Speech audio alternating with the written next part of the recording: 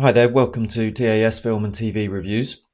This is my review of Mussolini, Son of the Century, and it's available to view in the UK on Sky Atlantic. So this is a historical drama, but people might not know the ins and outs of that period of Italian history.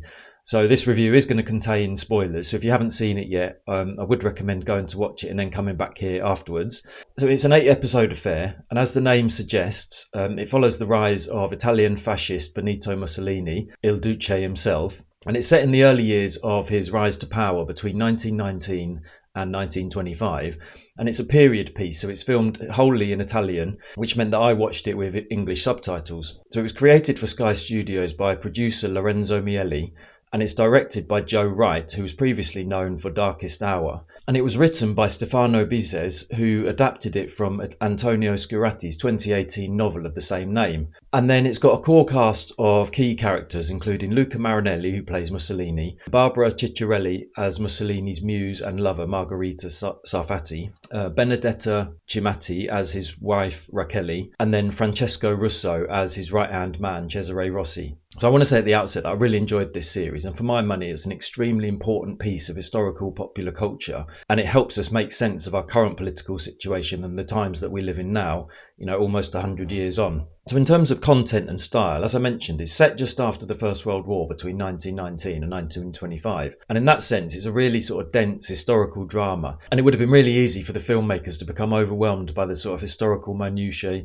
and for it to become a sort of drama documentary where they spend all the time just explaining what's going on. And one of the really clever ways it avoids that happening is by Mussolini himself frequently breaking the fourth wall to talk directly to the audience. So rather than having a voiceover or perhaps text at the beginning or end of each episode to explain what's going on, which is typically what you might see in a drama like this, we frequently see Mussolini look to the camera to reveal his internal monologue and to take us into his world. And it's a really clever plot device because not only do we see history unfolding through his eyes, which of course is how all strongmen view history, that they're forging it in their own image, but it also provides the relevant historical framing in a sort of interesting and creative way, which then helps us to have that sort of historical context that's so important in a period piece like this. And then what I really liked about the series as well was that as it progressed through the episodes, there's a sort of pivot and Mussolini starts to speak less and less often to the camera. And so instead we see Mussolini's emotional state painted on the screen through his performance. And again, that works because we watch his gradual descent into sort of isolation and self-idolatry. And there's no need for him to talk into the camera in those later episodes because we're watching him sort of physically and mentally deteriorate in real time.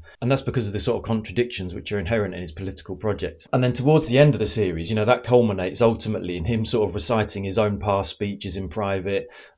He's consulting with and asking for the advice of a bust of his own head.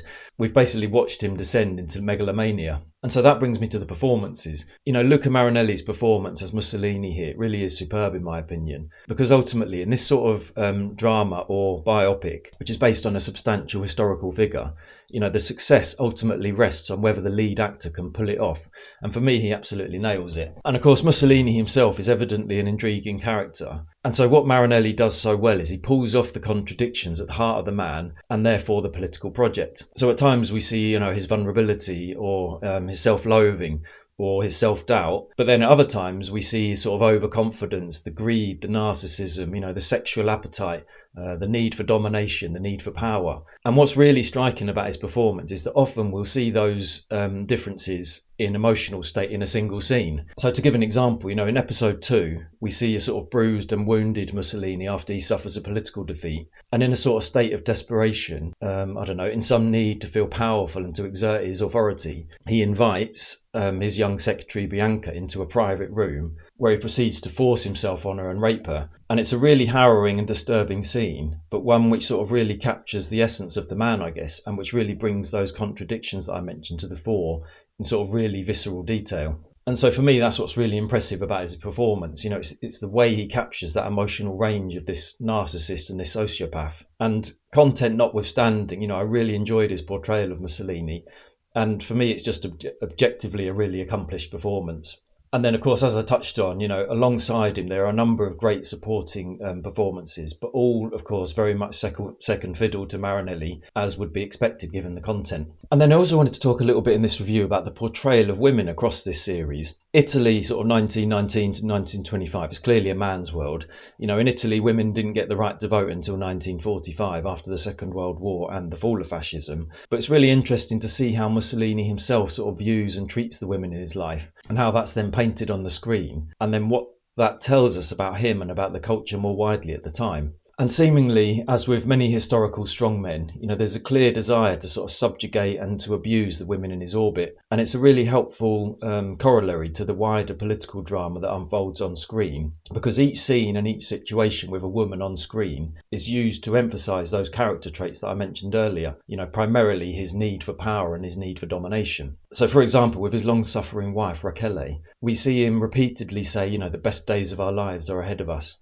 Perhaps he's hoping that by saying it, he's going to will it into existence, but then also he's going to pacify her and help her see that there's more to life than just sitting in the background tending to the children, which is essentially what her role is here. And then we have the treatment of Bianca, who I mentioned earlier, and also the treatment of his first wife, Ida Dalsa. Now we see her in the early episodes trying in vain to make contact with Mussolini to discuss their children's needs, and eventually he has her committed to a mental asylum. But then we juxtapose his treatment of Raquel, Bianca and Ida to that of his long-standing muse, lover and advisor, Margherita. Now she's an extremely interesting character because she was a Venetian Jewish intellectual. She was also an art critic and a journalist. And initially she really seems to be respected and perhaps even loved by Mussolini. And she provides him with insights and with advice on the workings of polite society. And she thereby becomes his sort of key confidant across much of those early years. But of course, ultimately her involvement with Mussolini ends in much the same way, as she's sort of discarded on the altar of his own ego. But as an aside, I really found it interesting that he confided in and, became so close to a Jewish woman, because we know that in his later years in power,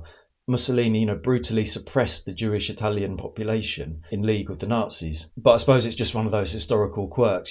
Perhaps we don't really need to read too much into it because, maybe as with all sociopaths and narcissists, he just used her to advance his own position in that particular point in his life. But then to go back to the broader topic of the role of women and what they represent in this series, each of the women are sort of well fleshed out characters.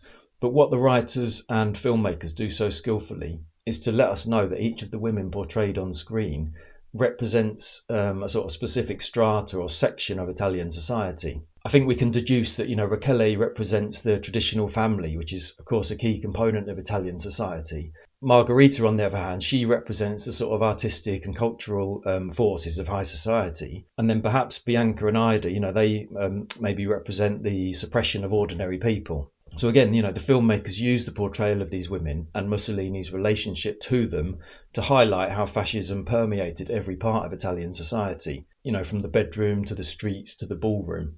And it's all really cleverly done, in my opinion, because we get to see what's going on in wider Italian society through the lens of Mussolini's interpersonal relationships with these women. And that, again, ensures that we never lose touch with the man at the centre of the story. And then some other points of note, I really wanted to talk about the score and the visual imagery of violence. So for me, the score is absolutely perfect here. It's a sort of lo-fi techno, which occasionally bursts into life to reflect what's going on the screen. And at times it's like being beaten on the head with a load of truncheons repeatedly as the tension ramps up. And so the music sort of perfectly reflects what we see on screen. And then the visual style is a series of sort of fast cuts to dramatise the extreme violence that we're seeing on screen. So for example, we'll see the black shirts going out to terrorise the local community, or go into a factory to break a socialist strike. And when I say break, I mean that in the literal sense here, as we see them, smashing the heads of those in their crosshairs. And so there's a sort of relentless ferocity to both the music and to what we see on the screen. And so, of course, historically, they were all young men who'd, recently returned from fighting in World War I. So we understand that Mussolini, was really pushing out an open door with these people. They were desperate to terrorise the other. And we often see Mussolini, begging the thugs to rein it in for fear of the collapse of his political coalition. And so all of those themes are again captured by the nature of the music, the nature of what we see on screen. It's really well done. And so finally, I wanted to consider, what can we draw from this portrayal of Mussolini and what does it tell us about our own point in time, in early 2026? Well, at one point, Marinelli, he looks into the camera and he says, "Make Italy great again." So perhaps we don't need to overanalyze why this series has been released now and what's trying to be communicated here. But I think it's kind of interesting and sort of scary in equal measure, really, that there are so many parallels between then and now. And the most important of which for me is the failure of liberal and elite power. Because what's portrayed across this season is that the Italian state, civil society, religion, they all let the fox into the henhouse willingly because they wanted to maintain their own positions, and they thereby sowed the seeds of their own demise, quite literally in some cases. So, when we see that the king and the Catholic Church are bought and paid for, of course we know it's going to end very badly for everyone involved. And what's made really clear across this series is that fascism, really allowed the elites to clamp down on a sort of unruly and unhappy populace with as little impact on them as possible. So, the liberal and elite power structure, they made a series of sort of short-term calculations to maintain the status quo, at least for themselves. And for that, they then condemned their countrymen to a 20-year reign of terror and oppression, basically. And so even at the very end of the season, in 1925, when the evil, the murder and the oppression are known about, still these liberals and elite figures, they can't rouse themselves to put their country before their own interests. So for my money, it's a really important sort of reflective piece on where we're at currently. And then in summary, this is a really superb piece of filmmaking in its own right. I think it's creative, I think it's well made, and I think there's great performances throughout. And then it's also a brilliant insight into one man's megalomania and his desire for power and control, and how that can then transform a whole country. But what it really highlights well, as I've just touched on, is that alone isn't enough. You also need a sort of weak and sclerotic state apparatus in play, which fails ordinary people. And in that sense, it's an essential allegory to the times that we live in now. So I really enjoyed it, and I'd highly recommend it. If you have seen it, please let me know in the comments what your thoughts are. And if you haven't seen it, then please do. It's really worth the time. So many thanks for watching. I will see you in the next one.